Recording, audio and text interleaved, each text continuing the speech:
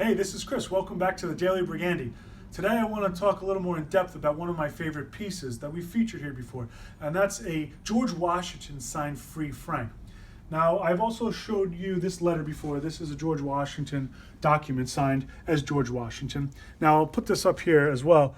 And what you'll notice about the free franc is that you don't see his name, and that's because he signed it right here as President US. And the reason he did that was because when he became president, there were no laws giving franking privileges to the president.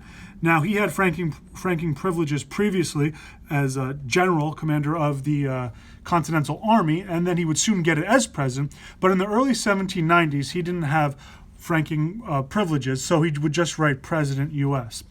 Another cool thing, I'll show you another franc over here. So I've showed this one before. This is Thomas Jefferson, if you want to zoom in there. So you see, they didn't have envelopes at this time. They were all handmade. The first envelope wasn't actually patented until 1845. So you can see all the fold lines here, and similar in this one, you'll see fold lines as well. Another thing I want to talk about this free franc is who it's made out to. Now, it's made out to, if you could read here, the Reverend Jedediah Morse, Charlestown near Boston.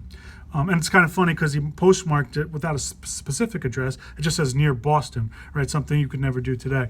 But anyway, the Reverend Jedediah Morse, he was according to Wikipedia, the father of American geography, but also he was a pastor of a church, and we looked it up. He was in Charleston in the early 1790s. Now, the coolest thing about this, to all you conspiracy theorists out there, is that Jedediah Morse he's believed to be in the Illuminati.